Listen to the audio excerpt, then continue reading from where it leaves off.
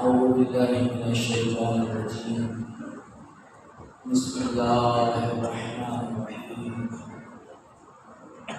الحمد لله رب العالمين بارئ الخلائق أجمعين فاطر السماوات والأرضين بارئ الأنبياء والمرسلين ثم الصلاة والسلام والتحية والإكرام على سيدنا ومولانا أبي القاسم المصطفى محمد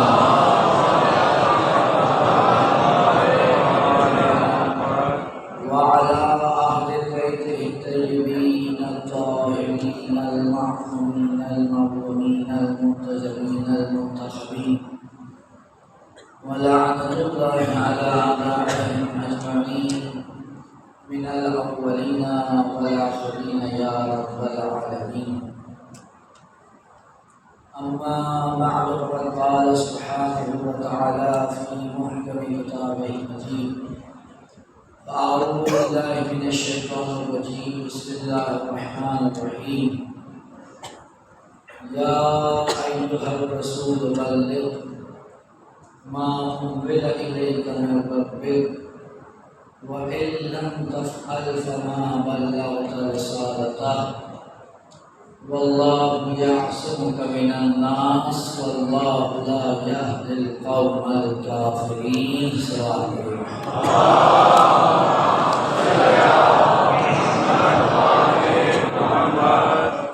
اپنے حالات کی قبولیت کے لیے امام وقت کے ظہور میں تعظیم کے لیے جہاں کے مومنین و مومنات آباد ہیں کی عزت مال جان آبرو کی حفاظت کے لیے مجالس میں جن مومنین نے بھی کام ہے کہ ہمیں سکھنے کر قدم حصہ دیا ان تمام مومنین کی توفیقات میں اضافے کے لیے اور ان کی زحمات کی قبولیت کے لیے آواز بلند صلوات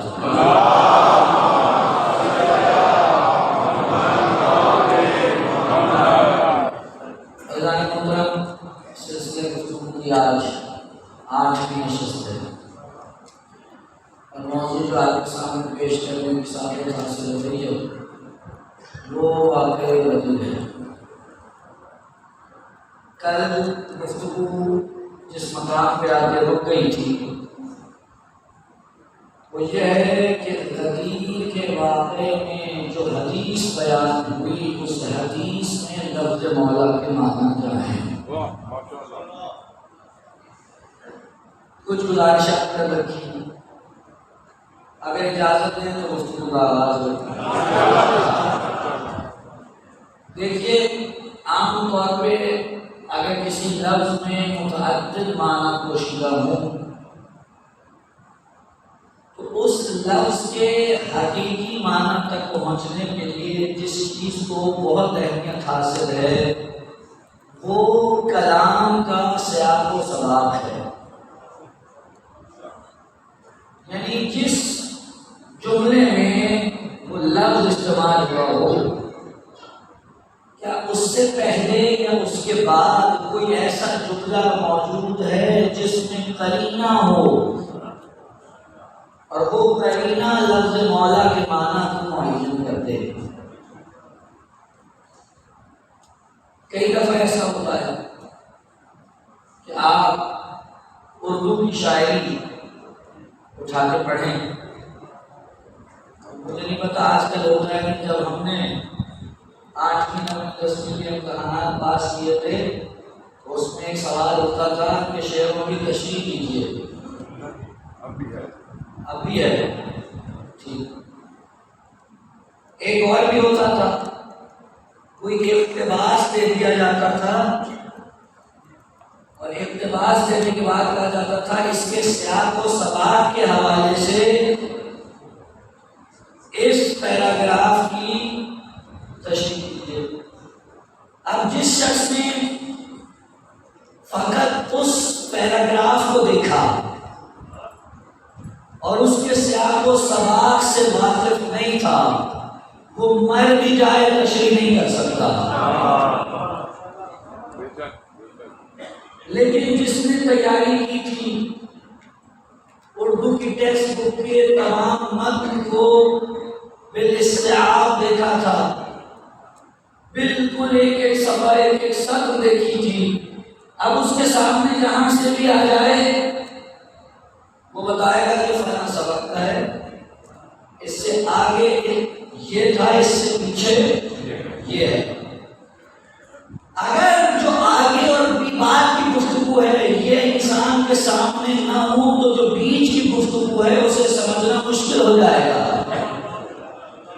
اور اگر اسے سمجھنا ہے تو سیاق و سباق کی قرائن کو ذہن میں رکھنا ضروری ہے۔ وہ لوگ جو چاہتے ہیں کہ کسی طور حدیث قدیر سے دامن چھڑا لیں،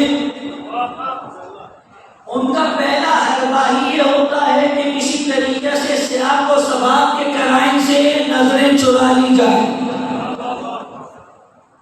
جبکہ حقیقت یہ ہے کہ سب سے اہمیت کے حامل لفظ مولا کے معنی میں وہ قرائن ہیں جو یا سیاق میں موجود ہیں یا سباق میں موجود ہیں۔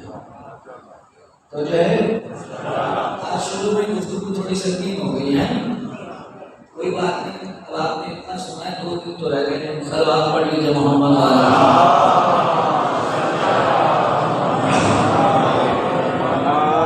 تب یہ گفتگو سمان فرمایا کیجیے۔ یہ اصول ہوتے ہیں، اگر یہ اصول ہاتھ میں آ جائے تو بہت سے مطالب ان اصولوں سے حفظ کیے جا سکتے ہیں۔ جیسے فارمولا اگر آپ کے پاس آ جائے، ہمارے یہاں مشکل ہے کہ بچہ یہ کہتا ہے مجھے فوراً آنسر دے دو، آنسر دے دو، یہ نہیں کہتا فارمولا دے دو، اور جو ہے آنسر پانے کا فائدہ نہیں ہے سوائے اس کے کہ بس اسی سوال کا آنسر ملے گا۔ فارمولا آنے کا فائدہ یہ ہے کہ اس کا تو ملے گا، اس جیسے بہت سو سوالوں کا آپ کو جواب مل جائے گا۔ یہ فارمولا ہے سیاق و سباق۔ اب ہم دیکھتے ہیں کہ سیاق و سباق ایسا کیا ہے، اس میں کچھ تو میں ضمن عرض کر چکا ہوں، دوبارہ ذکر نہیں کروں گا، لیکن جو ضروری ہے، رسول نے جب یہ کہا کہ من کنت مولا فہذا علی مولا، اس سے پہلے رسول نے ایک جملہ ارشاد فرمایا تھا، اور وہ جملہ کیا ہے؟ الست اولا بکم من انفسکم، کیا میں تمہارے نفسوں پر تم سے زیادہ حق نہیں رکھتا؟ وجہ ہے یہ رسول نے اپنی طرف سے نہیں کہا، سورہ مبارکہ احزاب کی آیت ہے، النبی اولا بکم، النبی اولا بالمؤمنین من انفسہم، نبی کو مومنین پر ان سے زیادہ حق تصرف حاصل ہے۔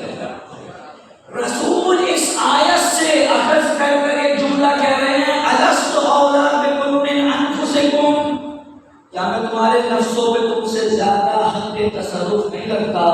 جب سب نے کہہ دیا قالوا بلا، سب نے کہا بالکل ایسے ہی ہے، اس کے بعد رسول نے کہا جس کا میں مولا ہوں اس کا یہ علی مولا ہے۔ رسول کا یہ کہنا ہے کہ تمہارے نفسوں پر تم سے زیادہ حق تصرف رکھتا ہوں، یہ جملہ بتا رہا ہے، لفظ مولا کا معنی دوست نہیں ہے، جس طرح رسول حاکم ہے ویسے ہی علی لفظ کو بھی حاکم ہے۔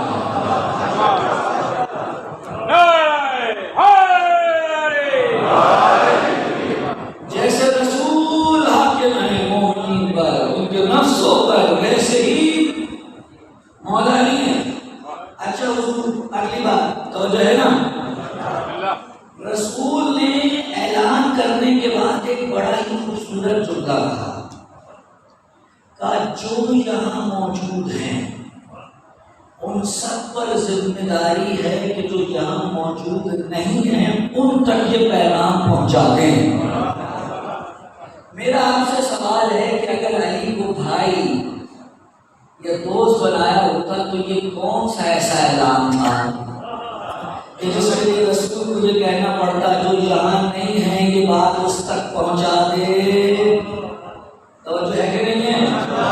اگر رسول یہ کہہ رہے ہیں کہ جو یہاں نہیں ہے اس تک وہ بات پہنچا دے جو موجود ہیں، اس کا مطلب یہ ہے کہ کوئی اہم اعلان ہو رہا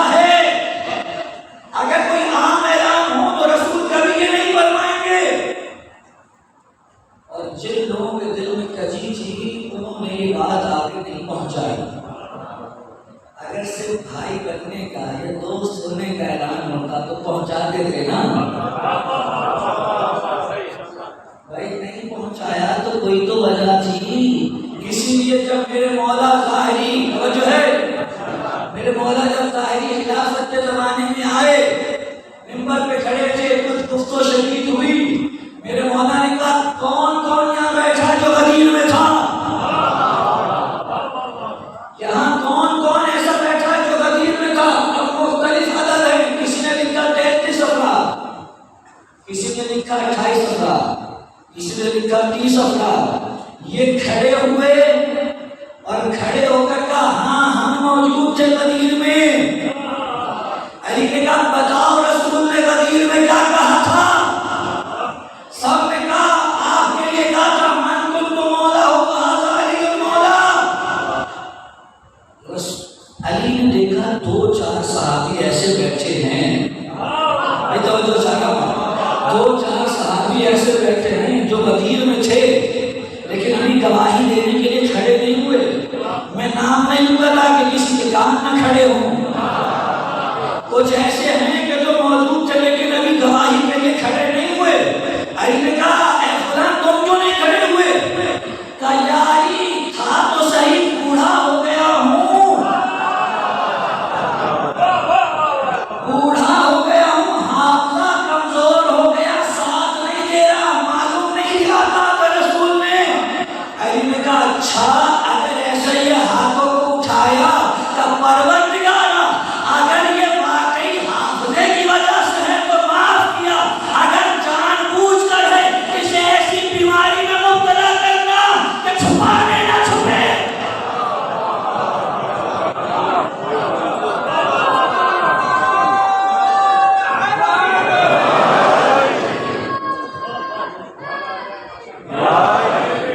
اسے ایسی بیماری میں مبتلا کرنا، یہ چھپانا چاہے نہ چھپے۔ کچھ عرصے کے بعد انہی صاحب کو کوفے کی گلیوں میں منہ چھپا کے پھرتا دکھائی دیکھا گیا تو پوچھا یہ کیا ماجرا ہے؟ نہ پوچھو، ایک گواہی چھپائی تھی، اللہ نے ایسے برس کے نشان میں مبتلا کیا کہ میں چاہتا ہوں امامے سے چھپا لوں تو نہیں چھپتا، مجبوراً پورا منہ چھپا کے پھرنا پڑتا ہے۔ ہم بھی تو یہی سمجھا رہے ہیں غدیر کا انکار نہ کرو ورنہ منہ چھپا کے پھرنا پڑے گا، اگر یہاں نہیں تو وہاں۔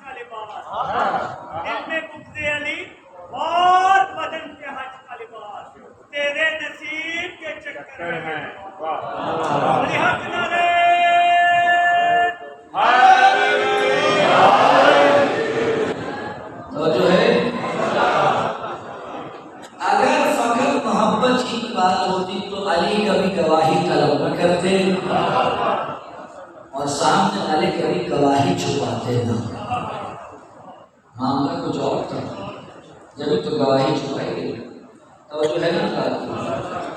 اب آج میں ذرا ہٹ کے گفتگو کرنا چاہتا ہوں، ابھی تک جتنی گفتگو ہوئی اس سے ذرا ہٹ کے۔ ویسے تو میری عادت نہیں ہے کہ میں واقعے سناؤں، لیکن اب کیونکہ جان رہا ہوں اس کے بغیر کچھ ہو نہیں پائے گا، اس لیے آپ کو ایک طرف لے کے جا رہا ہوں۔ آج طبیعت زیادہ ساتھ دے نہیں رہی، آپ جتنا ساتھ رہیں گے اتنی مجلس ہو پائے گی۔ حضور یہ جو غدیر ہے نا، اس کے اوپر ہمارے علماء نے بڑی محنت کی ہے، اس واقعے کو ثابت کرنے کے لیے بڑی محنت کی ہے۔ ہم تو شاید سمجھتے ہیں کہ جناب ایسے ہی پکی پکائے ہمیں مل گئی، یہ اتنی آسانی سے نہیں ملی۔ اگر میں نے آپ کو 2-4 دن پہلے کہہ دیا تھا کہ حدیث غدیر وہ روایت ہے، وہ حدیث ہے جو 110 صحابیوں سے ملتی ہے، تو یہ میں نے تھوڑی طے میری کیا مثال، میں نے تحقیق کی، یہ تحقیق کی علامہ عبد الحسین امینی نے اپنی کتاب الغدیر میں، اور میں یہ تمام مومنین جو میری بات سن رہے ہیں اور تمام مسلمین جو میری بات سن رہے ہیں، میں ان سب سے گزارش کروں گا، یہ کتاب اردو میں ترجمہ ہو چکی ہے، یہ ہر مومن کے گھر میں ہونی چاہیے، ہر مومن کے گھر میں ہونی چاہیے، تاکہ اسے پتہ چلے میرے مذہب کی جو اساس ہے وہ ہوا میں نہیں ہے، اس کے پیچھے محنتیں ہوئی ہیں، اس کے پیچھے علماء نے اپنے خون پسینے کو ایک کیا ہے، کسی نے اپنی جان دے کر اس واقعے کو بچایا ہے، کسی نے اپنی جان مار کر اس واقعے کو بچایا ہے۔ سلام پڑھیے محمد والے محمد۔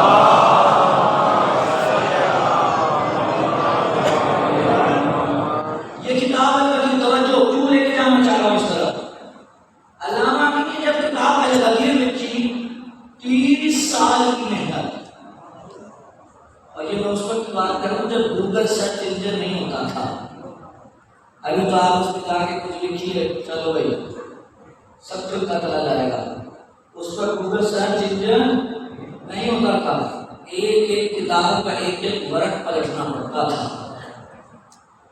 11 جلدوں میں کتاب لکھی، اس پہ 11 جلدوں میں، اور اس کے بعد 6 جلدوں کو اور اضافہ کیا تو کل 16 جلدیں، اردو میں بھی 11 ترجمہ ہوئی، اور جو ہے ہندوستان کے اہل مدینہ انہوں نے ترجمہ کیا اس کا۔ بیان کیا کرنا چاہتا ہوں، علامہ امینی نے کہا تم یہ کہتے ہو کہ غدیر میں علی کو مومنین کا ولی نہیں بنایا گیا، اور میں ثابت کرتا ہوں 30 سال بیٹھ کر محنت کی اور اپنی کتاب کا نام رکھا غدیر، قرآن، حدیث اور عربی ادب کی روشنی میں، قرآن، حدیث، عربی ادب کی روشنی میں۔ اب آپ کہیں گے جناب چلے یہ تو سمجھ میں آتی ہے کہ قرآن اور حدیث، یہ ادب کہاں سے آ گیا، ادب لانے کی کیا ضرورت تھی، یہی تو مسئلہ ہے سارا۔ جب آپ بحث کر رہے ہیں لفظ مولا کا یہ معنی ہے یہ معنی نہیں ہے، یہ بحث ادبی، توجہ فرمائیں، یہ بحث ہے ادبی، عربی ادب کی بحث ہے۔ ان کا دیکھو بھائی ادب نشیہ ہوتا ہے نہ سنی، جتنے بھی غدیر سے لے کر آج تک کے بڑے بڑے عربی دان گزرے ہیں، چاہے شیعہ ہوں یا سنی، ان تمام عربی دانوں کو جمع کر کے ہم ان سے پوچھتے ہیں کہ اگر تم اس حدیث کو پڑھو من کنت مولا فہذا علی المولا، تو تم اس لفظ مولا کے کیا معنی لو گے؟ حضور 13 صدیوں پہ محیط عربی ادب میں موجود بڑے بڑے شعراء، ادبا، فصحاء کے کلام کو نکال کے جمع کیا، جنہوں نے کہا تھا مولا کا معنی اولا ہوتا ہے، مولا کا معنی اولا ہوتا ہے۔ اور سب سے پہلے جانتے کون تھا؟ سب سے پہلے جس شخص نے واقعہ غدیر سے جو سنا اس کو اپنے الفاظ میں بیان کیا شعر کی صورت میں، کون ہے؟ رسول کے صحابی حسان بن ثابت، توجہ ہے کہ نہیں؟ رسول کے صحابی حسان بن ثابت، یہ مت سمجھیے گا کبھی بعد میں بیان کیا تھا، یہاں رسول منبر غدیر سے اترے، وہاں حسان آگے بڑھے، یا رسول اللہ اس ساری کاروائی کو منظوم کر دوں، اس ساری کاروائی کو منظوم کر دوں، کا بسم اللہ، وہی کھڑے ہوئے پھر بدی اشعار گئے، جن میں سے ایک شعر یہ تھا، آج غدیر میں رسول نے علی کو ہمارا امام بنایا ہے،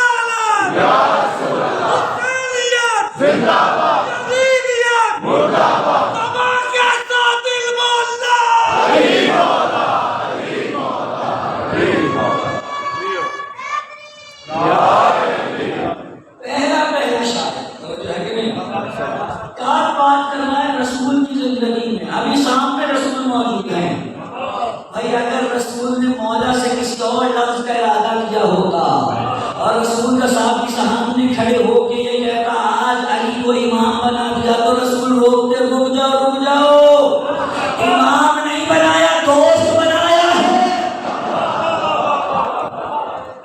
رک جاؤ امام نہیں بنایا دوست بنایا ہے. لیکن رسول نے کیا کہا اے حسان تمہیں معلوم ہے جو شعر تم نے کہے ہیں یہ تم نے کہے نہیں ہیں تم سے کہلوائے گئے ہیں. یہ تم نے کہے نہیں ہیں یہ تم سے کہلوائے گئے ہیں. روح القدس تمہاری امداد کر رہا تھا جب تم نے یہ شعر کہے ہیں اور روح القدس اس وقت تک تمہاری تائید کرتا رہے گا جب تک تم ہمیں اہل بیت کے حق کا دفاع کرتے رہو. صلوات پڑھیے محمد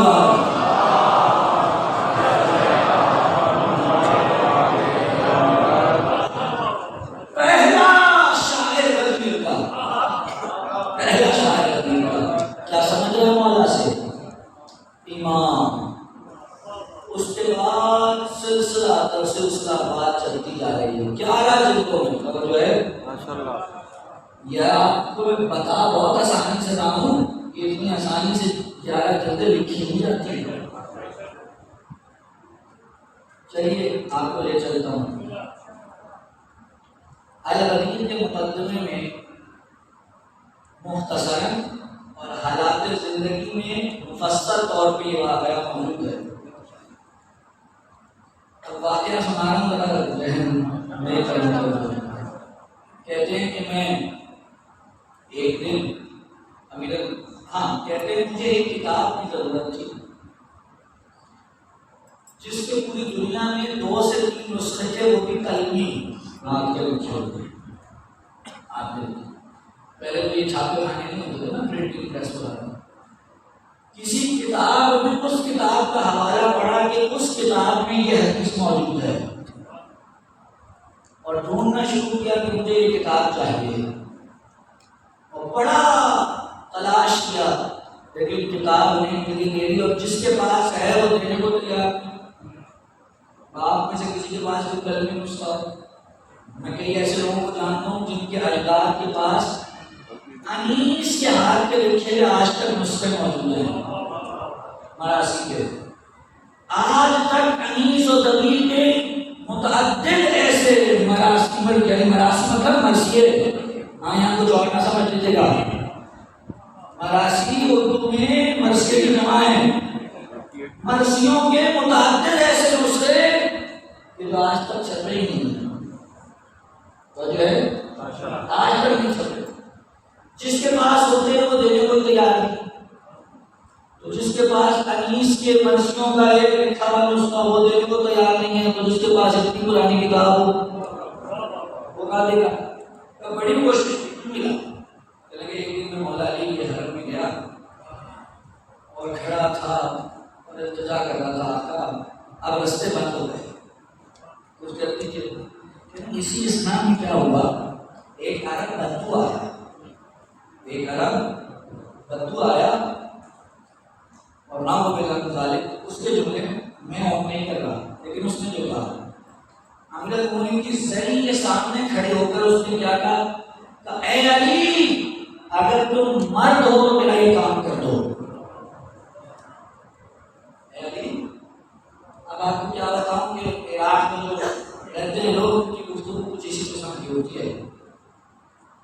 اے علی اگر تم مرد ہو میرا یہ کام کرو. علامہ کہتے ہیں میں نے یہ جیسے سنا میری تربیت اور مسلمان کو یہ کوئی انداز ہے تخاطب مولا سے بات کرنے کا یہ کوئی طریقہ ہے. یعنی اس سے پہلے کہ میں اسے روک کے کوئی بات کہتا چلتا رہا. خیر لیکن کچھ 1-2 دن کے بعد میں دوبارہ کھڑا تھا زیارت پڑھ رہا تھا وہ شخص آیا اور زری کو دیکھ کے کہنے لگا یا علی تم واقعا مرد ہو.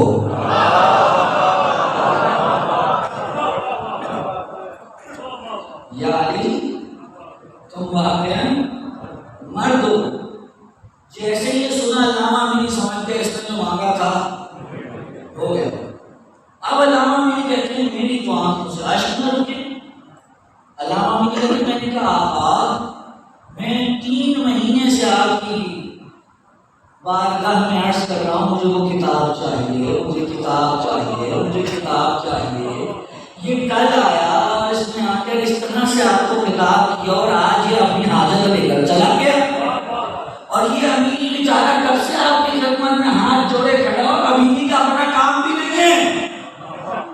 توجہ ہی نہیں فرمائی، امینی کا اپنا کام کب ہے؟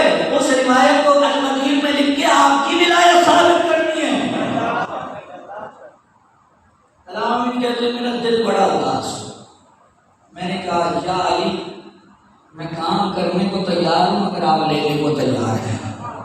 یہ کہہ کے میں گھر آ گیا، گھر آئے امامہ اتارا، لباس اتار کے رکھ رہے تھے، آبا بابا اتنے میں دروازے پہ دستک ہوئی، باہر نکلے تو ایک خاتون تھی، کہنے لگی امینی ہم تازہ آپ کے محلے میں شفٹ ہوئے ہیں، یہ جو آپ کے گھر کے سامنے ٹوٹا ہوا گھر ہے نا یہ ہم نے خریدا ہے، صفائی کر رہے تو صفائی کے دوران یہ ایک مسودہ نکلا ہے،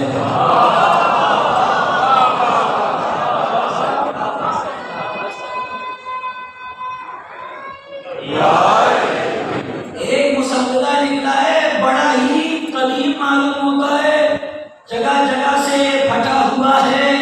میں نے لوگوں سے پوچھا اس کا کیا کروں تو لوگوں نے کہا ہمارے محلے میں یہ امینی ہے تو پرانی کتابیں جمع کرتا پھرتا ہے، جاؤ اس کو دے دو۔ اب جو اوپر سے کپڑا ہٹا کے دیکھا تو وہی کتاب تھی جس کی ضرورت تھی۔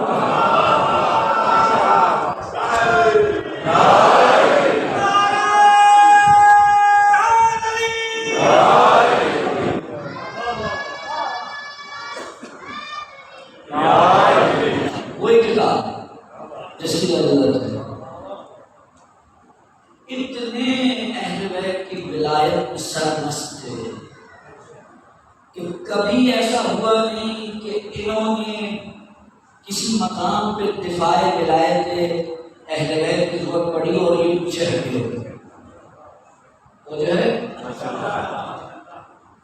شام گئے، یہ سارا اس لیے بیان کر رہا ہوں تاکہ پتہ چل جائے القدیر لکھنے والا کیا تھا اور یہ کیسے لکھی گئی۔ شام گئے، کچھ علماء نے آ کے دعوت کی کہ رات کو ہمارے ساتھ کھانا کھائیے، کہ آ جائیں گے، پہنچے، طے یہ پایا اتنا بڑا مجمع ہے علماء کا تو سارے علماء ایک ایک رسول کی وہ حدیث بیان کریں جسے وہ خود صحیح سمجھتے ہوں۔ ایک ایک حدیث کو بیان کریں جو سب علماء صحیح سمجھتے، سب نے بیان کی۔ جب علامہ امینی کی باری آئی تو کہنے لگے حضور میں ایک شرط پہ حدیث بیان کروں گا، بتائیے۔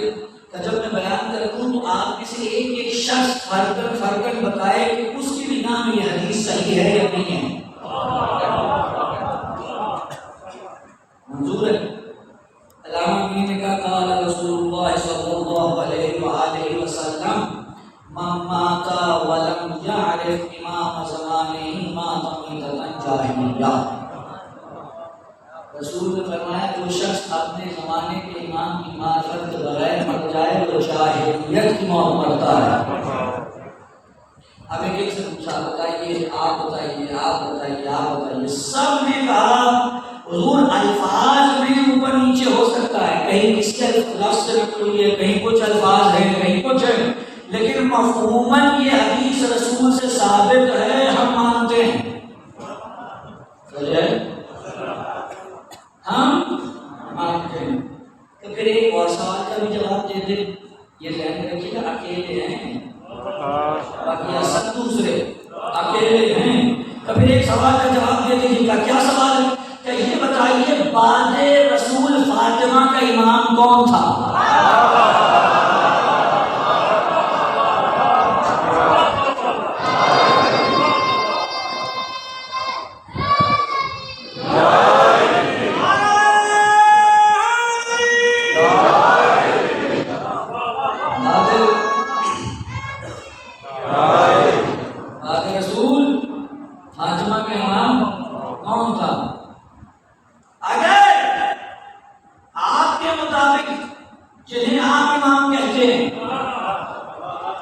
وہ فاطمہ کے امام تھے. تو مسئلہ یہ ہے کہ آپ کی صحیح ترین کتابوں میں یہ لکھا ہے کہ فاطمہ ان سے ناراض رخصت ہوئی. اگر فاطمہ ناراض رخصت ہوں اور امام وہ ہوں، یعنی وہ اپنے زمانے کے امام سے ناراض رخصت ہوں، تو اس کا مطلب یہ ہے کہ نام اللہ فاطمہ جاہلیت کی موت مری. اور یہ بھی نہیں ہو سکتا. کیوں؟ تو جو ہے یہ بھی نہیں ہو سکتا. کیوں؟ کیونکہ خود صحیح ترین کتاب میں لکھا ہے کہ رسول نے فرمایا فاطمہ جنت کی عورتوں کی سردار ہے. اور جو جنت کی عورتوں کی سردار ہو وہ جاہلیت کی موت نہیں مر سکتی. تو کیا آپ بتائیں کیا کیا جائے؟ کیا اس کے سوا چارہ نہیں ہے کہ کہو فاطمہ کا امام علی کے سوا اور کوئی نہیں تھا.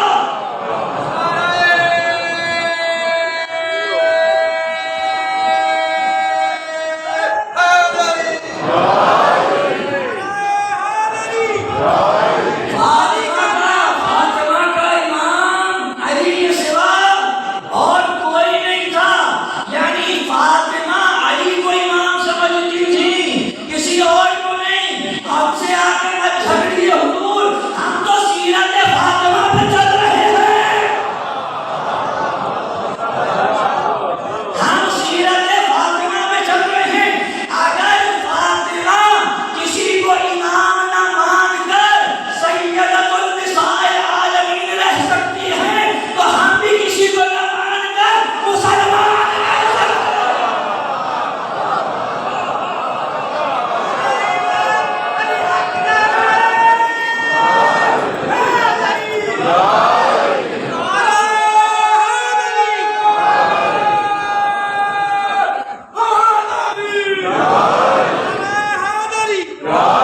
علی بادشاہ کا نام آیا، چہرے پہ مسکراہٹ آ گئی، چہرہ ٹھیک ہو گیا.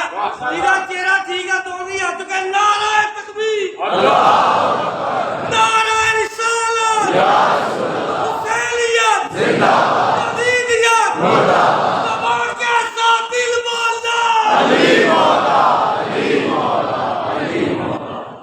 معراج ملائکہ و معراج انسان غدیر سے ہی ملتا ہے.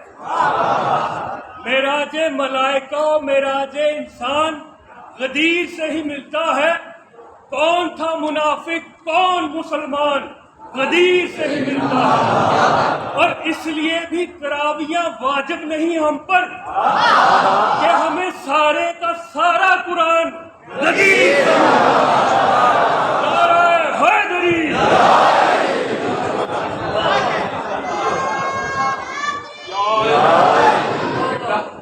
بخن بخن کہہ کر جو تھکتے نہ تھے، بخن بخن کہتے جو تھکتے نہ تھے، کار خلافت میں وہ شریک ہو گئے.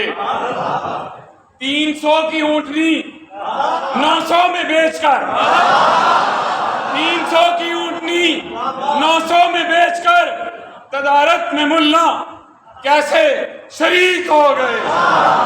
نعرہ حیدری. علی ولی کے پسینے سے خون بنتے ہیں، ان کی نقطۂ طرف پر چلاتے ہیں. اور آپ کے باپ دادا کی منزل نہیں پوچھتے، جن کے بچوں کی سواری خود رسول بنتے ہیں. نعرہ حیدری.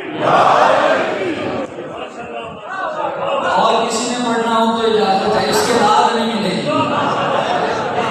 صلوات پڑھ لیجیے.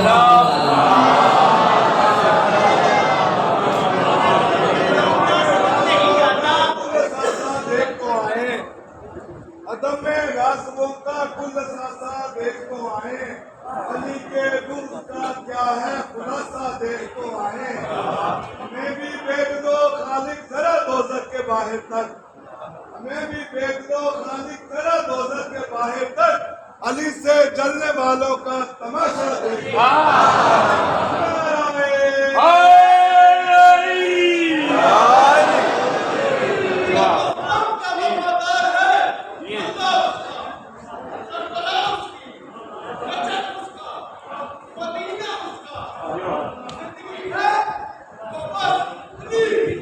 بس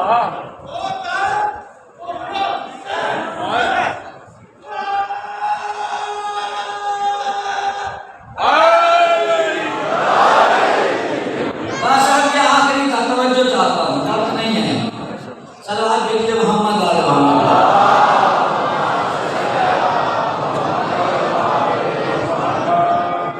توجہ فرما رہے ہیں. یہ ہے صاحب القدیر. کیا کیا نام ہے ان کے بارے میں. اسی سفر کے دوران کچھ لوگ آ گئے. اب ایک کے بعد ایک رکتا چلا جا رہا ہے اور آپ لوگ بھی ایسے کھینچ لیتے ہیں. حضور اسی سفر کے دوران کچھ علماء آ گئے اہل سنت کے، کہنے لگے آپ شیعہ علی کے بارے میں بڑا غلوف کرتے ہیں. کیا غلوف ہو گیا؟ آپ کو کہتے ہیں علی ایک رات میں 1000 رکعت نماز پڑھتے تھے. یہ کیسے ہو سکتا ہے؟ پڑھ سکتا ہے ایک رات میں 1000 رکعت نماز؟ اب علامہ مینی کے بارے میں ملتا ہے توجہ چاہتا ہوں. ان کی جو ایک ٹانگ تھی وہ تھوڑی چھوٹی تھی، صحیح چل نہیں پاتے تھے. اس حال میں بھی جیسے کہنا علی کیسے پڑھ سکتے ہیں؟ کہا تم علی کی بات کر رہے ہو، میں پڑھ کے دکھا سکتا ہوں.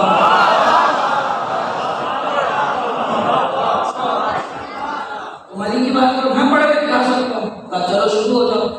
عشاء کی نماز کے بعد نماز پڑھنا شروع کی اور نماز پڑھتے پڑھتے جب 1-1:30 بجے تک پہنچے تو 600 رکعت ہو گئی.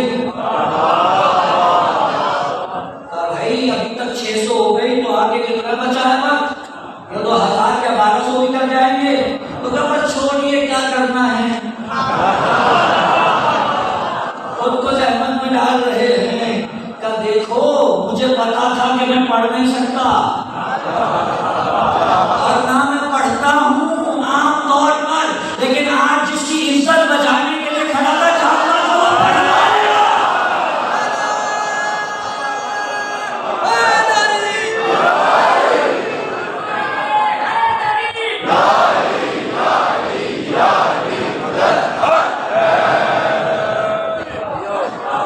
ابھی کسی کو یہ شائبہ نہ ہو کہ اگر علی 1000 پڑھتے تھے تو علامہ نے پڑھ لی. حضور علی کی کہاں، امینی کی کہاں. علی تو ضربت چڑھائیں تو ثقلین کی عبادت سے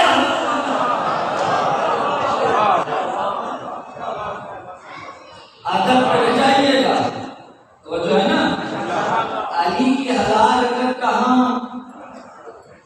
علامہ امینی کی 1000 رکعت کہاں. اصل قابل تقابل نہیں ہے. لیکن علامہ امینی کریں تم نے میرے مولا پہ اعتراض کیا اور جواب ترک دے جاؤ. اس ولایت کے ساتھ جب دنیا سے رخصت ہوتا ہے نا انسان، وہ جو ہے اس ولایت کے ساتھ جب دنیا سے انسان رخصت ہوتا ہے تو آپ کو کیا لگتا ہے اگر آپ نے علی کے لیے چھوٹا سا بھی کام کیا ہے تو علی آپ کو چھوڑ دیں گے؟ علی وہ ہیں جو کسی کا قرض نہیں رکھتے.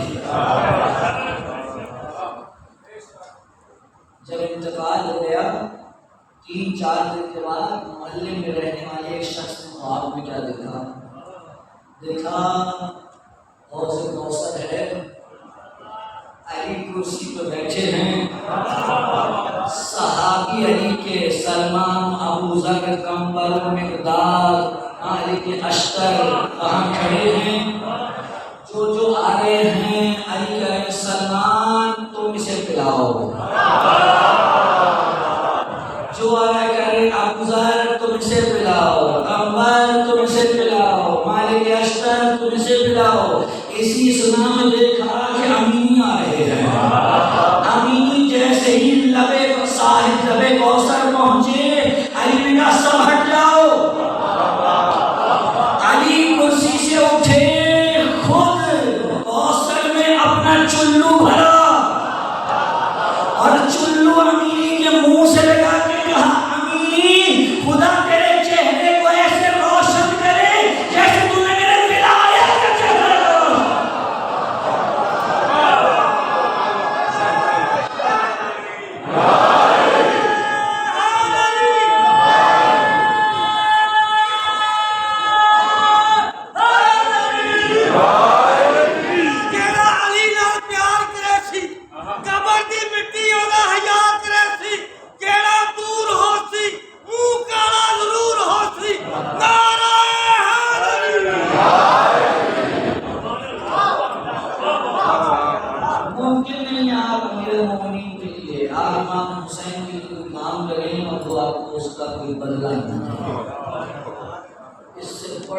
کیا ہو کہ جس علی کے لیے ساری زندگی گزاری ہو، آخر میں وہ اپنے چلو سے حوض کوثر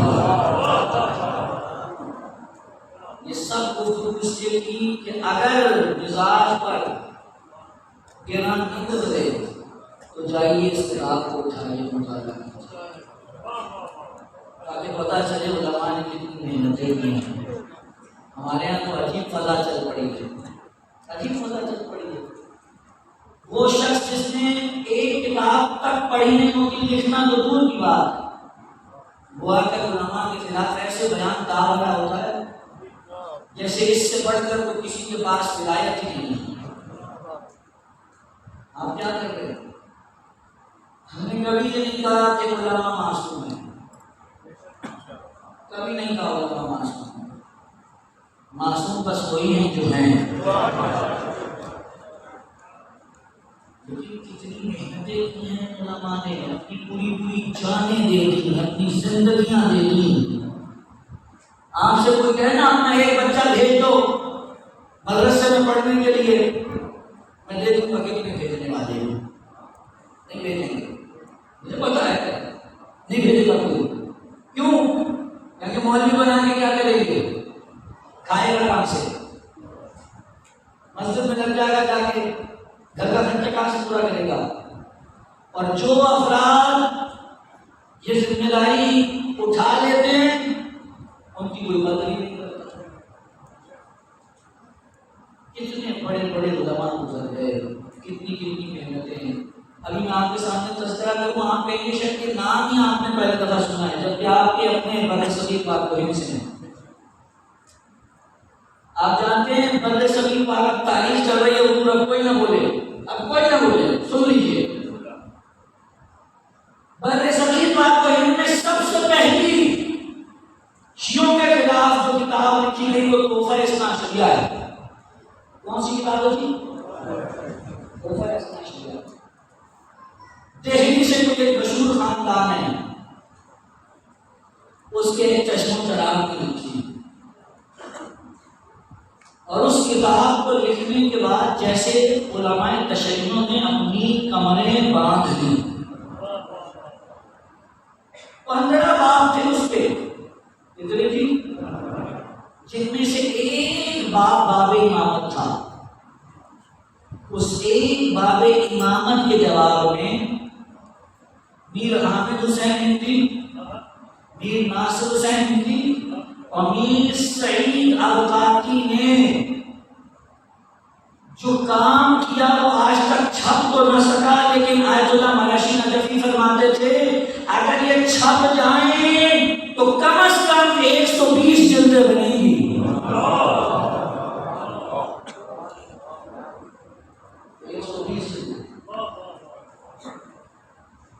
اتنا مطالعہ کرتے تھے کہ جب غسل دینے کا وقت آیا تو سینے پر ایک سیاہ نشان تھا۔ جب بچے سے پوچھا گیا کہ کیا ہے تو کہا بڑھاپے کی وجہ سے زیادہ دیر بیٹھ کے مطالعہ نہیں ہوتا، سینے پہ رکھ کے مطالعہ کرتے تھے۔ اتنی محنتیں ہیں، ہم نے کیا کیا؟ میں بڑے ہی اس وقت عجیب عالم میں ہم سے بات کرنے جا رہا ہوں، اور مجھے معلوم ہے کہ میں کس شہر میں بات کر رہا ہوں۔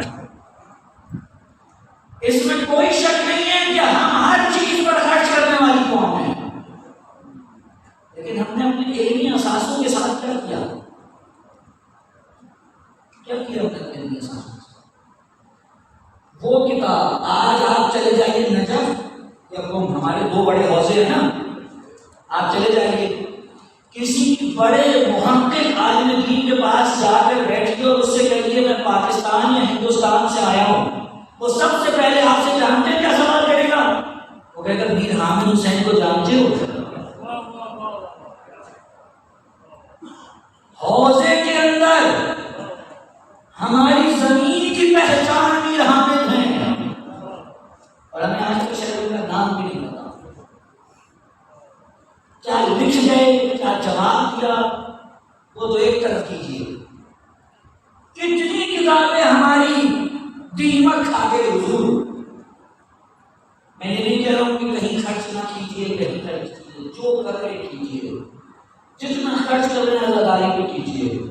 جتنا خرچ کر رہے ہیں جشن پہ خرچ کیجیے، جتنا خرچ کر رہے ہیں مومنین پہ خرچ کیجیے، لیکن یہ ذہن میں رکھیے کہ آپ لوگوں کی ذمہ داری ہے من حیث اشیاء، یہ قیمتی اثاثے برباد ہو رہے ہیں، کوئی آگے نہیں آ رہا، اور جانتے ہیں اس میں برباد ہونے کی اہم ترین وجہ کیا ہے؟ ہمارے یہاں کتاب پڑھنے کا رجحان ہی ختم ہو گیا، رجحان ہی نہیں ہے۔ جہاں کتاب چھپتی ہے وہ حکیم کو خدا نے اس عادت حاصل کی کہ 40 سے زیادہ کتابیں چھپ چکی ہیں میری آج تک۔ جیسے کتاب چھپتی ہے سب سے پہلے جو میسج آتا ہے جانتے کیا ہوتا ہے؟ کہ مطلب PDF بھیجتے ہیں،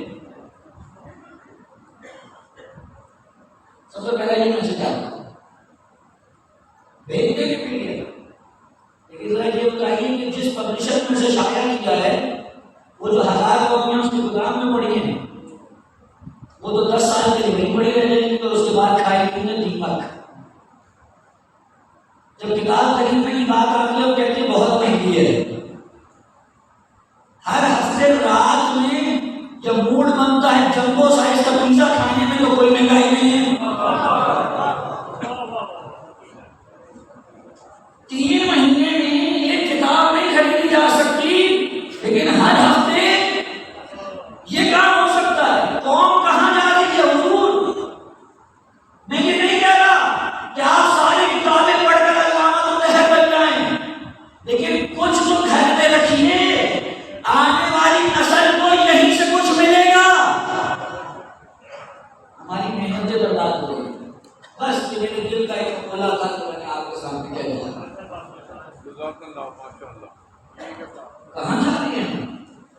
علمی انحطاط، علمی انحطاط۔ یہ کتابیں ہمارا سرمایہ ہیں، اس سے پہلے کہ یہ بالکل تمام ہو جائیں کچھ سوچ لیجیے ان کے بارے میں۔ صلوات پڑھے محمد آیت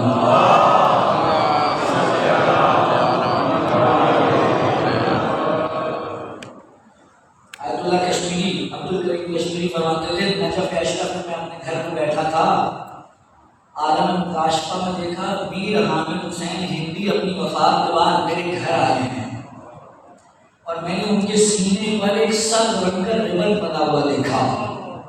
کس رنگ کا جی؟ سب رنگ کا ربن بندے ہوئے دیکھا۔ جب میں قریب گیا تو اس پہ لکھا تھا علی کی محبت ایسی چیز ہے اگر یہ ہو تو کوئی گناہ نقصان نہیں پہنچا سکتا، اور اگر یہ نہ ہو تو کوئی نیکی فائدہ نہیں پہنچا سکتا۔ ایسی ایسی محنتیں کر کے ہمارے خدایا ہمارا تو کچھ بھی نہیں، ہم تو انہیں کے دسترخوان پہ بیٹھے ہیں، لیکن کم از کم ان کا تذکرہ تو ہو، کم از کم ان کا پتہ تو چلے وہ کر کے کیا رہے ہیں، وہ کتنی خدمت کر رہے ہیں، وہ کیا خدمت کر رہے ہیں۔ اگر اس کا تذکرہ نہیں کریں گے تو آپ احسان فراموش کہلائیں گے، محسن کش کہلائیں گے، اور کم از کم شیعہ قوم کو ایسا نہیں ہونا چاہیے۔ صلوات بھیجتے محمد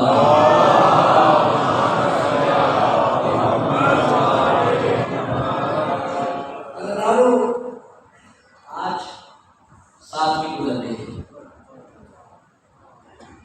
اور روایت کے مطابق آج اس شہید کا تذکرہ ہے یتیم ہے حسن کا۔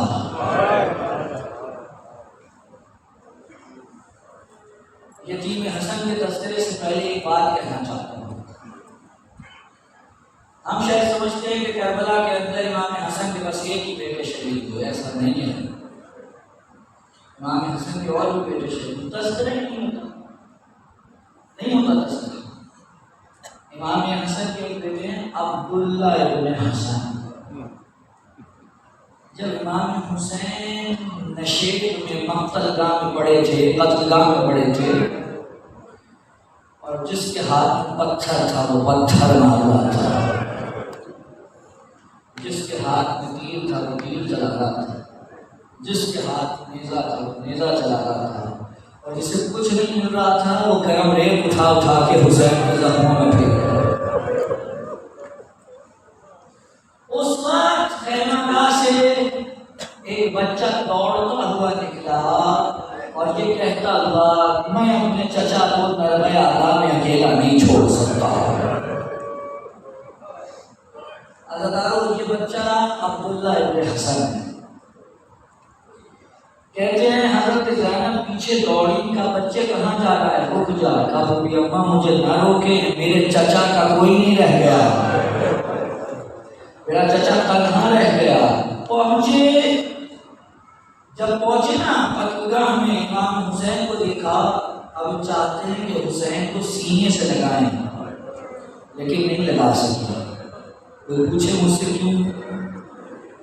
حسین کے سینے پہ اتنے تیر ہیں کہ عبداللہ ابن حسن حسین کو سینے سے نہیں لگا سکے. عزیزو ابھی ہاتھ بڑھا ہی رہے تھے کہ اچانک کیا دیکھا، ایک لعین آیا ہے اور چاہتا ہے تلوار سے حسین پہ وار کرے. بچے نے اپنے چچا کو بچانے کے لیے اپنے ہاتھوں کو آگے کر دیا. یہاں ہاتھوں پہ تلوار پڑی، ہاتھ کٹ کے کھال سے لٹک گئے. بچہ تڑپنے لگا، بچہ تڑپنے لگا. تڑپتا ہوا حسین کی آغوش میں گرا. حسین نے کہا بچے صبر کر، بس کچھ دیر میں تیرے نانا رسول تجھے لینے آنے والے ہیں. صبر کر، تیرے نانا آ گئے ہیں، تیرے دادا علی آ گئے ہیں.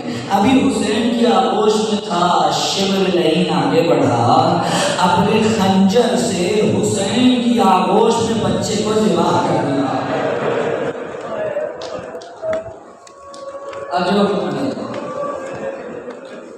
یہ ہے عبداللہ ابن حسن.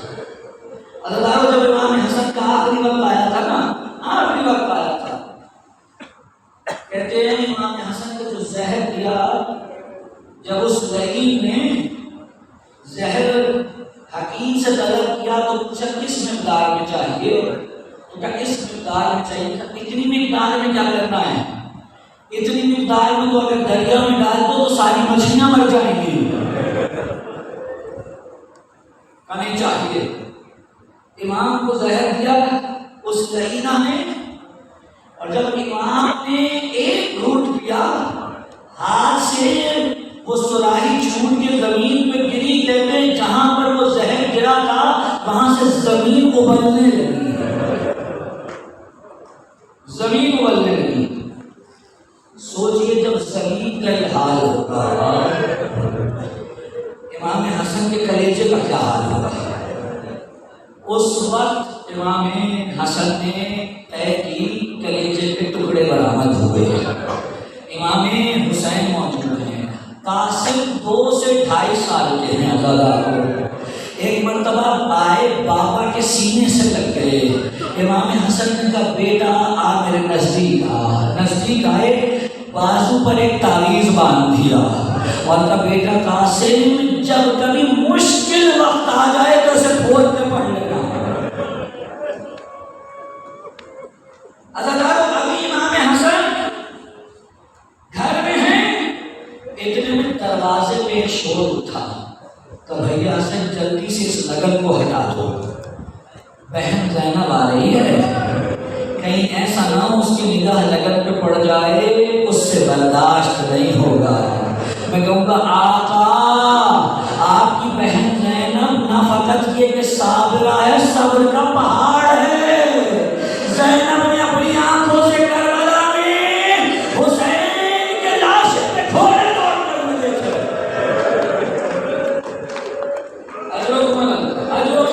امام حسن کو فرصت اعلان دلا.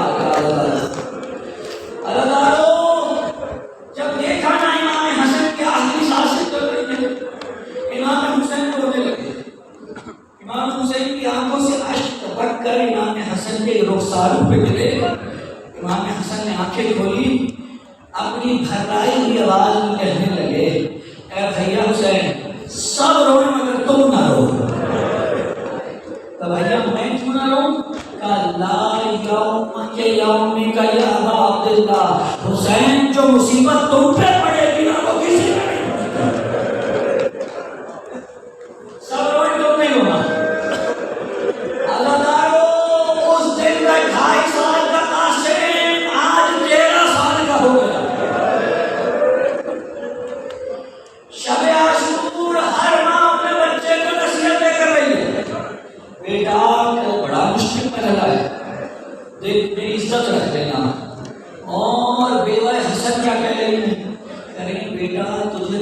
معلوم ہے تیرے بابا گزر گئے تھے، تجھے ماں نے پالا ہے، کل چچا پہ بڑا مشکل وقت ہے، اگر ذرا بھی اونچ نیچ ہو گئی تو دنیا کہے گی ماں نے تربیت کا حق ادا نہیں کیا۔ اور دیکھ بیٹا تیرے بابا پہ یہ بھی الزام ہے کہ تیرا بابا جنگ لڑنا نہیں جانتا تھا، کل کچھ ایسا کرنا کہ تیرے بابا سے یہ الزام دھل جائے۔ اللہ 10 محرم آئی، اہل بیت کے شہداء کے جانے کا سلسلہ شروع ہوا، بار بار قاسم آ کے کہتے ہیں چچا اجازت، اور حسین کیا کہتے ہیں تمہیں اجازت نہیں دے سکتا قاسم، تو میرے بھائی کی نشان ہو، جب بھی مجھے اپنے بھائی کو دیکھنا ہو میں اسے تمہارے چہرے میں تلاش کرتا ہوں، تمہیں نہیں آنے دے سکتا۔ جب بڑی کوشش کرتے ہیں قاسم نے اجازت نہیں ملی، روتے ہوئے خیمے سے نکلے، ماں کے پاس آئے، کہا ماں چچا اجازت نہیں دے رہے، کہا آؤ میرے ساتھ چل۔ بیوہ حسن آ گئی، کہا بھیا حسین ایک حاجت ہے، کہا اس عالم قدرت میں جو حکم ہو فرمائیے بھابھی۔ کہا کیا ایسا نہیں ہو سکتا کہ مجھ کرم جلی کی بھی قربانی قبول ہو جائے؟ بھابھی آپ یہ کیسے کہہ رہے ہیں؟ قربانی قبول نہ ہونے کی بات نہیں ہے، میں قاسم کو جانے نہیں دے سکتا، اسے دیکھتا ہوں کہ میرا بھائی ڈالا کر، میں کیسے اپنے بھائی کو خاک و خون میں غلبہ دیکھوں؟ اللہ ابھی بات چیت چل رہی تھی، قاسم اٹھے روتے ہوئے خیمے سے نکلے، کچھ یاد آیا، جب باہر نکلے تھے تو رو رہے تھے، جب خیمے میں لوٹے تو چہرے پہ مسکراہٹ تھی، حسین نے چہرہ دیکھا، اِنَّا لِلَّهِ وَإِنَّا إِلَيْهِ رَاجِعُونَ۔ جب بیٹا چہرے پہ مسکراہٹ کی کوئی خاص وجہ، کوئی جواب نہیں دیا، وہ جو تعویذ حسن نے باندھا تھا نا اسے کھول کر حسین کے سامنے رکھ دیا۔ حسین نے پڑھا تو لکھا تھا بھیا کربلا میں میں نہیں ہوں گا، میری طرف سے قاسم کو قربان کر دینا، اجر و قبول، میری طرف سے قاسم کو قربان کر دینا۔ اللہ حسین نے کہا بیٹا تجھے کیسے روکوں؟ حسن میرا امام کا حکم آ گیا، میں نہیں روکوں گا، لیکن روایت کہتی ہے کہ جس وقت قاسم جانے لگے حسین نے کہا آپ میرے سینے سے لگ جاؤ، سینے سے لگا کر چچا بھتیجا اتنا روئے کہ دونوں غش آ کے گر گئے۔ سوال کروں آپ سے، آپ کے یہاں پہ کوئی بے ہوش ہو کے گر جائے تو آپ اسے ہوش میں لانے کے لیے کیا کرتے ہیں؟ آپ اس کے منہ میں پانی چھڑکتے ہیں۔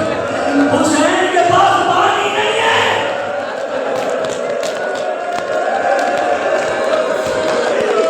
مجھے نہیں معلوم کہ حسین اور قاسم کیسے ہوش میں آئے ہوں گے، لیکن جب ہوش میں آئے تو حسین نے بڑی کوشش کی کہ کوئی ذرا قاسم کے جسم پہ پوری آ جائے، لیکن کوئی ذرا قاسم کے جسم پہ پوری نہیں آئی۔ نتیجہ یہ ہوا قاسم کو ایک کرتے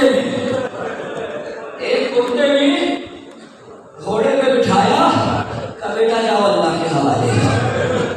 قاسم پہنچے، سنتے جائیے گا، قاسم پہنچے میدان میں اور اب رجس پڑھنا شروع کیا، کہا تم چاہتے ہو کہ میرے چچا کو گھیر کے مار دو،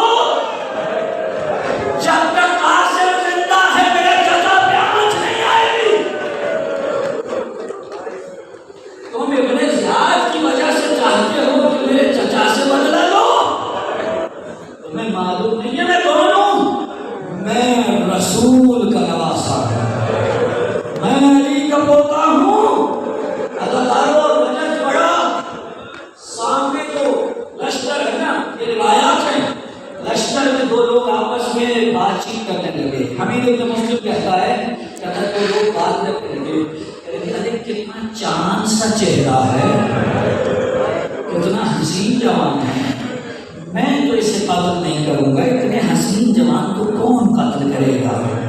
اللہ یہ بات چیت چل رہی تھی، لشکر ابن سعد میں ایک شخص ہے جس کا نام ہے ارزق شامی، بڑا پہلوان ہے، اس کے 4 بیٹے، اس نے اپنے ایک بیٹے کو بھیجا کہ جاؤ جا کے قاسم کا مقابلہ کرو، یہاں تیرے حیدری نکلی ایسی جنگ کی کہ اسے ایک ہی بار میں ڈھیر کر دیا، اور شاید ساتھ ساتھ کہتے جاتے ہو تم کہتے تھے نا میرے بابا کو جنگ لڑنا نہیں آتی، آؤ قاسم کے جوہر جنگ دیکھو۔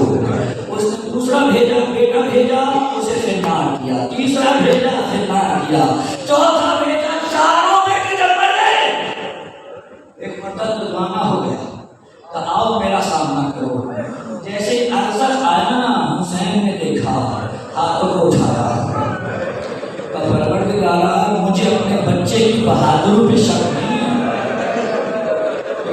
پروردگارا وہ 3 دن کا شیر ہے میرا بچہ بھوکا، پروردگار قاسم کی قربانی میں دوں گا لیکن اس کے ہاتھوں سے نہیں، یہ ہمارے خاندانی وقار کا معاملہ ہے۔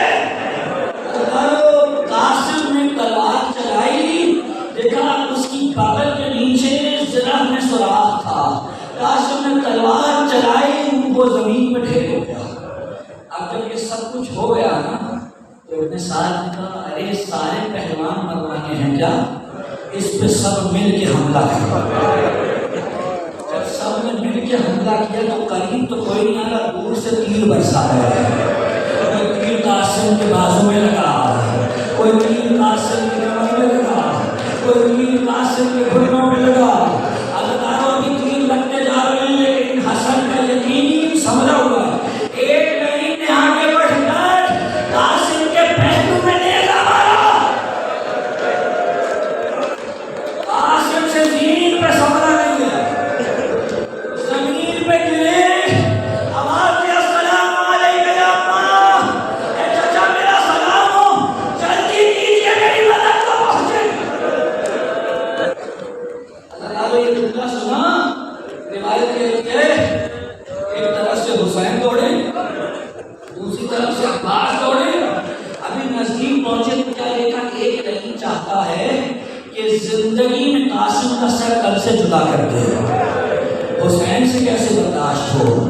حسین نے ایک طرف سے حملہ کیا، عباس نے ایک طرف سے، فوجیں سمجھی کہ اب ہماری خیر نہیں، فوجیں تتر بتر ہو گئی، جو دائیں طرف تھے وہ بائیں دوڑ گئے، جو بائیں طرف تھے وہ دائیں دوڑ گئے۔ اب جو دھول چھٹی تو قاسم کا لاشا گھوڑوں میں سوار کرنے والا حسین لاشے پہ پہنچے، بامان لاشا سامنے، ایک مرتبہ حسین بیٹھ گئے، سینے پہ ہاتھ رکھا، قاسم تیرے چچا پہ بڑا شکین ہے کہ تم مدد کے لیے بلائے، لیکن میں اس وقت پہنچوں جب تیری کوئی مدد نہ کر سکوں۔ اب تو ذاکر ہی پڑھتے مجھے اس سے کچھ لینا دینا نہیں ہے، میں وہ پڑھوں گا جو میں نے پڑھا ہے۔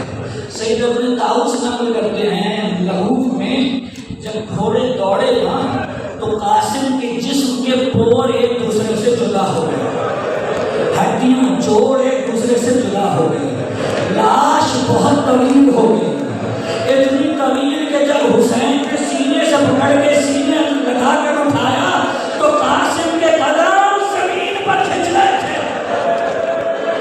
اس عالم میں قاسم کا جنازہ خیمے میں پہنچا، ساری بیویاں موجود ہیں، ام خربہ دکھائی دے گئی، کہاں خوابی پشت خیمہ پر آئے، کیا دیکھا ام خربہ کا سر سجدے میں ہے، آواز آ رہی ہے شکرن شکرا، پروردگار تیرا شکر ہے میری قربانی قبول ہوئی۔